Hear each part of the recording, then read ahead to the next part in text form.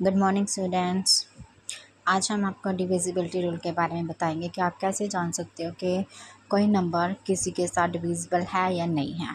सबसे पहले है 2, then 3, 4, 5, 6 up to 10। Divisibility rule क्या कहता है? अगर हमें पता करना हो कि ये 2 के टेबल पे जाता है, मोस्ट ऑफ द स्टूडेंट्स क्या गलती करते हैं, जब भी वो सिंपलेस्ट फॉर्म में करने की कोशिश करते हैं तो उनको यही नहीं पता होता कि इसको किस टेबल पे कट किया जाए। ये 2 पे जाता है, 3 पे जाता है, 4 पे जाता है कि नहीं जाता। तो केयरफुली सुनना इसको। 2 पे दैट टाइम जाएगा जब कोई number A number is divisible by 2 if the number ends in an even number. कोई नंबर जिसके एंड में जो एंड किससे हो, इवन नंबर। अब इवन नंबर आपको जैसे पता ही है 0, 2, 4, 6, 8 ये होते हैं इवन नंबर्स।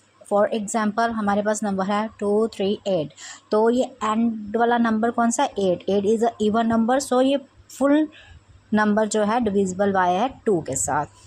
आगे 3 के साथ कैसे पता करेंगे? A number is divisible by 3 तब होगा डिविजिबल 3 के साथ if the sum of the digits is divisible by 3।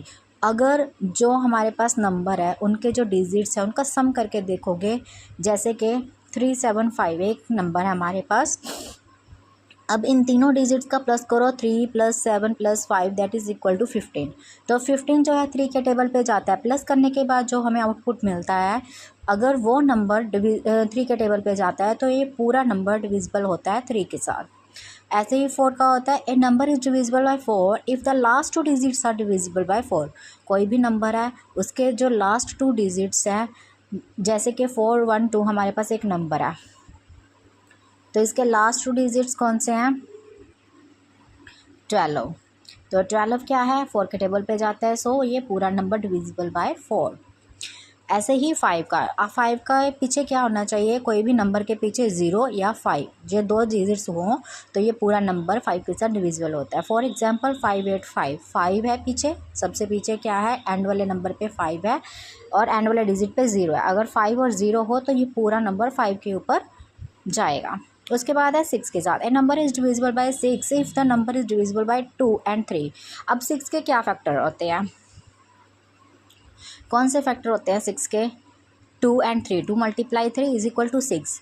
अब जो फैक्टर्स होते हैं ना 2 और 3, ये दोनों अपने ही टेबल पे जाते हैं, तो हमने ऐसे प्राइम नंबर देखने होते हैं जो अपने ही टेबल पे जाएं और वेरी स्मॉल होनी चाहिए। 2 एंड 3 जो हैं 6 के फैक्टर्स हैं। तो देखो अगर 2 पे जा रहा है और 3 पे भी जा रहा है, जैसे मैंने आपको बताया 2 पे कैसे जाता है, अगर तो इवन नंबर है 3 पे कैसे जाता है, अगर डिजिट्स का प्लस करके देखोगे, अगर दोनों के टेबल पे जाता है तो वो पूरा नंबर 6 के टेबल पे भी जाएगा। फॉर एग्जाम्पल 48 है, 48 क्या है? पीछे सबसे लास्ट डिजिट 8 है, 8 इज़ इवन नंबर है तो ये 2 पे भी जाएगा। अगर 4 + 8 करते हो 8, 4 + 8 कितना होता है? 12। तो 12 3 के टेबल पे भी जाता है तो ये दोनों के टेबल पे जाता है। 48 क्या है? 6 के टेबल पे भी जाएगा, 2 पे भी जाता है, 3 पे जाता है तो ये 6 पे भी जाएगा। ऐसे ही आगे है 7। 7 पे डिविजिबिलिटी आप कैसे चेक करोगे? ये 7 का जो रूल होता है थोड़ा सा डिफ़िकल्ट लगा सकते हो, लेकिन इतना भी कोई मुश्किल नहीं होता। मोस्ट ऑफ द स्टूडेंट्स ये नहीं जानते कि 7 की डिविजिबिलिटी कैसे चेक करें। तो सबसे पहले क्या करना होता है? डबल द लास्ट डिजिट, जो लास्ट डिजिट होता है उसको डबल करो, subtract it from the rest. जो लास्ट डिजिट हमने डबल किया उसको छोड़ के जो रेस्ट में रह जाते हैं डिजिट्स, नंबर आ जाता है, उसमें से जो डबल किया उसको माइनस करना है। The result is divisible bye 7। तो ये तब तक माइनस करते जाना है जब तक हमारे पास 7 का डिविजिबल हमें पता ना चल जाए कि ये 7 का है या नहीं है। जैसे फॉर एग्जांपल 5, 4, 6, 7, 2 ये हमारे पास एक नंबर है, तो हमने क्या किया? ये लास्ट वाला डिजिट को हमने क्या किया? मल्टीप्लाई 2 के डबल कर दिया, तो ये होता है 4। तो ये जो बाकी का नंबर रेस्ट वाला था 2 को छोड़ के उसमें से 4 माइनस कर दिया तो हमारे पास आ गया 5, 4, 6, 3। तो अब क्या करेंगे? ये जो फिर से लास्ट डिजिट है इसको फिर डबल कर दोगे, 3 2 6 होता है, तो ये इसमें से जो रेस्ट डबल जाएगा इसमें से 6 को माइनस कर देना है, तो हमारे पास बच गया 5, 4, 0। तो 0 का डबल करोगे तो 0 होता है, तो 54 में से 0 माइनस करोगे तो दैट इज़ 54। तो 54 क्या है, इज़ नॉट। जब तक हमारे पास ऐसा नंबर ना आ जाए कि हमें पता ना चले। अब 54 7 के टेबल पे नहीं आता तो it is not divisible by. अगर लास्ट में जो रिमाइंडर बच जाता है, लास्ट में जो रिमेनिंग पार्ट बच जाता है, अगर वो 7 से डिविजिबल है तो ये पूरा नंबर डिविजिबल है, अगर नहीं है तो ये डिविजिबल नहीं है। आगे है 8 के साथ डिविजिबिलिटी कैसे चेक करते हैं। अगर लास्ट 3 डिजिट्स डिविजिबल बाय 8 हो जाए, अगर लास्ट 3 डिजिट्स डिविजिबल बाय 8 हो जाए तो हम क्या करेंगे।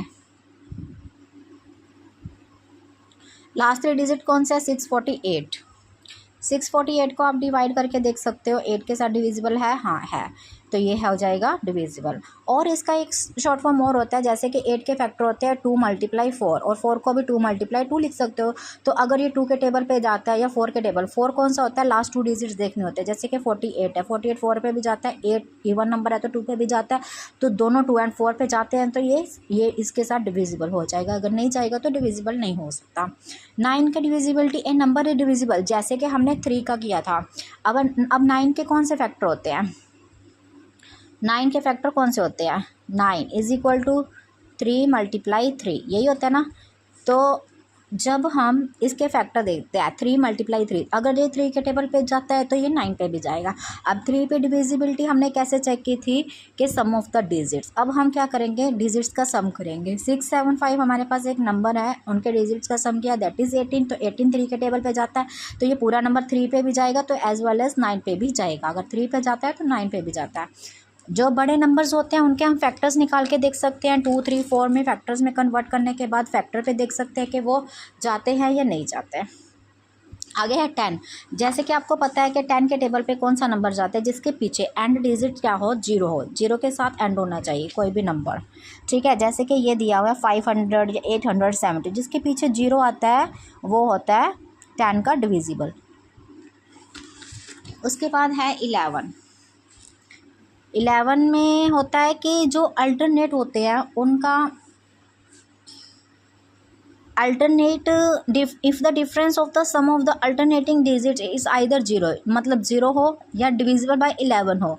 अब हम क्या कर सकते हैं, देखो क्या करना है। जो जैसे हमारे पास एक नंबर है, अल्टरनेट होता है कि इसमें से इसको माइनस करना है, इसमें से इसको माइनस करना है, इसमें से इसको, इसमें से इसको, ठीक है। अब 1 में से 3 माइनस किया, मतलब छोटे में से बड़ा कर रहे हो तो दैट इज़ -2।